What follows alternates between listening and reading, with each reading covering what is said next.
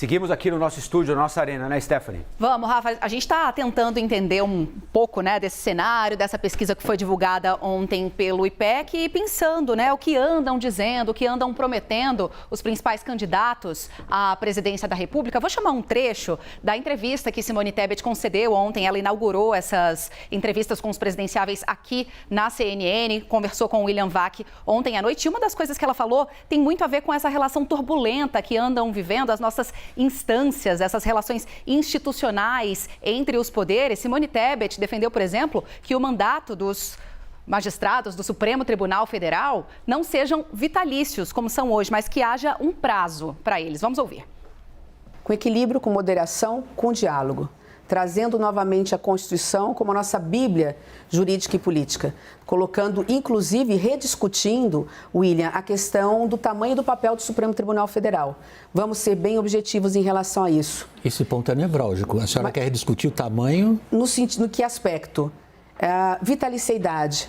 Será que não seria ideal um mandato de 10 anos? Vamos tirar, como acontece nas maiores cortes, nas cortes supremas do mundo, o papel de corte criminal do Supremo. O Supremo não tem o papel de corte criminal. O papel do Supremo Tribunal Federal é o papel de analisar a constitucionalidade ou inconstitucionalidade de atos e de leis. Os poderes estão desorganizados. E, repito, se nós não resolvermos esse problema da instabilidade política e institucional, nós não vamos resolver os maiores problemas do Brasil, que é justamente a questão da crise econômica. Nunca se viu, desde a redemocratização, esse acúmulo de poderes do Legislativo, especialmente em cima do orçamento. Isso torna a figura daquele ocupante do Palácio do Planalto excepcionalmente vulnerável e frágil. Como a senhora pretende lidar com isso? Não é possível tanta ingerência do presidente da República na decisão de quem vai ser o presidente da Câmara e do Senado. Essa relação que tinha que ser independente, ela faz não só muito mal ao Brasil, mas o próprio presidente se enfraquece. Hoje ele não tem a caneta na mão, hoje ele não tem o orçamento na mão e ele está refém do Congresso Nacional. É isso, muitas críticas são feitas. Vou passar a bola aqui para Rafael Cortes, que está com a gente aqui também no Arena Eleições. Professor, muitas críticas são feitas hoje ao mandatário do Poder Executivo, né? É o Congresso que executa o orçamento, é o Judiciário que acaba tendo a palavra final em muitas questões que deveriam ser do Executivo. E Simone Tebet tem uma ideia diferente, né? Tem uma ideia diferente e acho que no fundo, quando ela trouxe o Supremo, quando traz a questão do orçamento secreto, de controle da agenda, nos remete, acho que é importante a gente debater qual que é o efeito, né, de tudo isso que a gente está comentando de campanha, de promessa de candidato, de medida anunciada, do ponto de vista da organização dos poderes e no limite, de risco para a democracia, né? A gente estava debatendo há um pouco tempo se o presidente iria ou não respeitar o resultado das urnas, enfim, isso não é pouca coisa o que a gente está tratando aqui. E aí o que eu acho, onde é que essas duas questões se encontram? Congresso e Executivo e o Supremo Tribunal Federal, né? Em boa medida, o Supremo se tornou talvez a linha de frente em relação ao controle de alguns dos comportamentos do presidente Bolsonaro e outras lideranças, né? Isso faz com que o Supremo ganhe um protagonismo muito grande na política nacional. Sim. E isso está associado a um problema de relacionamento entre o presidente e a sua base aliada no Congresso. É quase que na mesma proporção. O presidente meio fraco, aumenta a judicialização, aumentando a judicialização, bate no papel de protagonista do Supremo Tribunal Federal. Então, uma grande questão que acho que tem para a gente pensar é, bom, como é que fica a partir de 2023? A gente vai conseguir encontrar algum equilíbrio independente de quem ganha ou não, ou é, eventualmente, aí um problema que ainda vai nos machucar, e aí a Thaís observa isso constantemente nas conversas delas com os agentes financeiros, isso pode ter uma repercussão econômica muito, muito difícil. Acho que o ponto importante, eu acho que se a gente quiser crescer, né, se o Brasil quiser se recuperar, o professor Lavareda fez citação ali de, bom, olha, a gente precisa encontrar de novo um novo equilíbrio orçamentário, algo que cabe no orçamento, me parece que isso é fundamental. A gente não vai conseguir crescer, essas promessas não vão se materializar, reforma não vai sair se a gente não tiver um equilíbrio de poderes diferente do que a gente assistiu nos últimos 4 anos. Rafael. Muito bem, vamos em frente então. Eu queria pegar um gancho de vocês aí, Stephanie, do professor Rafael, e vir aqui para Brasília, porque tem um outro assunto, Uribe, Basília, que foi tratado no finzinho dessa resposta da senadora Simone Tebet, que é orçamento secreto.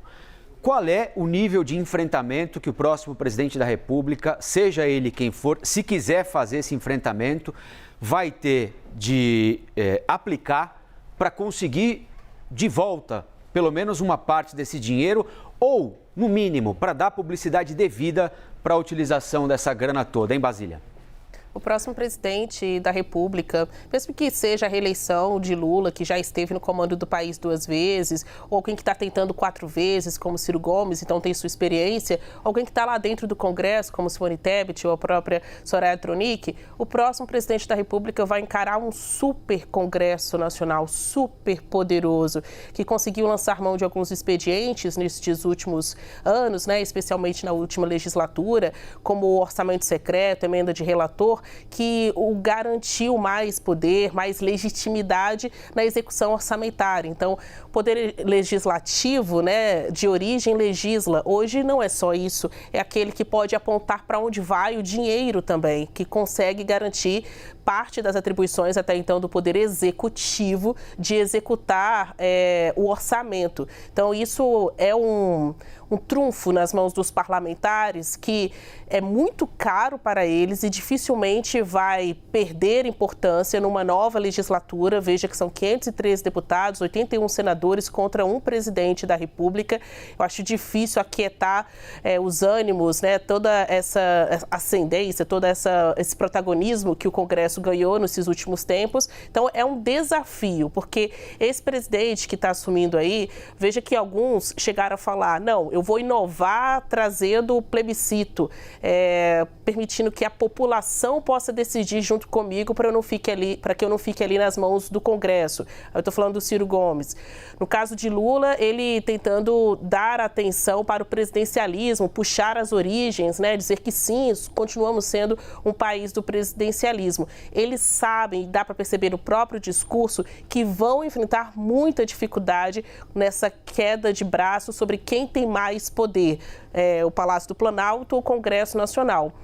É um desafio para o próximo presidente equacionar. Quem está aí hoje no poder, que é o presidente Jair Bolsonaro, deu as mãos ao Centrão, mas dá para se dizer que essa fatura da união com o Centrão não está totalmente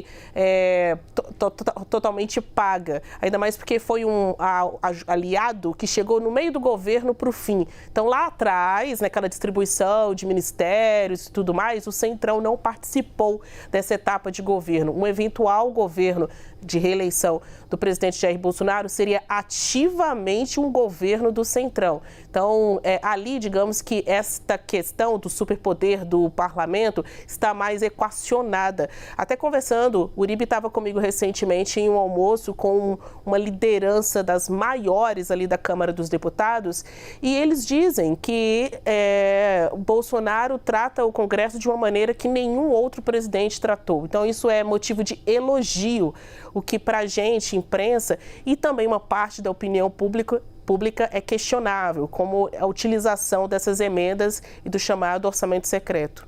E aí, Uribe? Colombo, eu vou retomar uma frase que eu já usei aqui, que é uma frase de um líder do Centrão. Quem se acostumou a comer carne não quer voltar a comer frango ou ovo. Ou seja, o Congresso Nacional quer continuar sendo o Ministério do Planejamento eventual do governo, já que o presidente Jair Bolsonaro abriu mão desse expediente e acabou dando a possibilidade do Congresso Nacional não só legislar, mas executar o orçamento da União.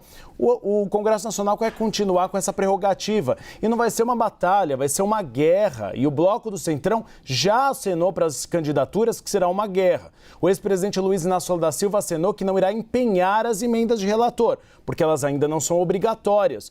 Mas o Congresso Nacional já discute a possibilidade de uma proposta de emenda à Constituição, uma PEC, como foi feita com as emendas de bancada, tornando obrigatórias que você tenha que obrigatoriamente pagar as emendas de relator. E aí um líder do Centrão, eu já citei aqui na programação da CNN Brasil, me disse, e lembrando do passado, que no passado, durante o governo Lula, ele ia aos gabinetes de então Antônio Palocci, ministro da Fazenda, e José Dirceu, ministro da Casa Civil, para pedir emendas. Agora o que ele quer é o oposto, que o ministro da Fazenda e o ministro da Casa Civil acabem indo ao gabinete dele para pedir emendas. Ou seja, a guerra já foi estabelecida. O presidente Jair Bolsonaro perdeu muito poder por causa dessa aliança com o bloco do Centrão, acabou delegando ao Centrão e ao Congresso Nacional um papel que não é dele, e tirar agora fica muito difícil. Né? Concordou. Topou, né? Concordou. Ele perdeu, porque quando a gente fala em perda, parece que saiu em desvantagem. Mas nesse caso, para manter a governabilidade, ele topou. Então eu dou meu poder para vocês, mas vocês me mantêm aqui no comando da presidência da República. Colombo, só uma observação, só porque eu queria complementar o Lavareda sobre Simone Tebet e os planos para o futuro. No MDB já há um reconhecimento de que Simone Tebet não sairá vencedora, mas aí você tem um plano de médio e longo prazo de sobrevivência do bloco do Centrão. Primeiro, Simone Tebet tendo aí 2 dígitos nas urnas, 10%, sai como um nome competitivo para 2026, mais ou menos como foi o caminho de Marina Silva de 2010 para 2014. E mais, é sobrevivência desse bloco. Quais são os cálculos feitos pelo Congresso Nacional? Que as 4 maiores bancadas para a próxima legislatura serão o PL de Jair Bolsonaro, o PT de Luiz Inácio Lula da Silva, o PP de Ciro Nogueira e o União Brasil de Luciano Bivar. Estes partidos, PSDB, MDB, Cidadania e Podemos, não terão grandes bancadas. Então é necessário que, indo com Simone Tebet, eles formem uma espécie de bloco partidário para serem players importantes no próximo mandato presidencial e na próxima legislatura do Congresso Nacional.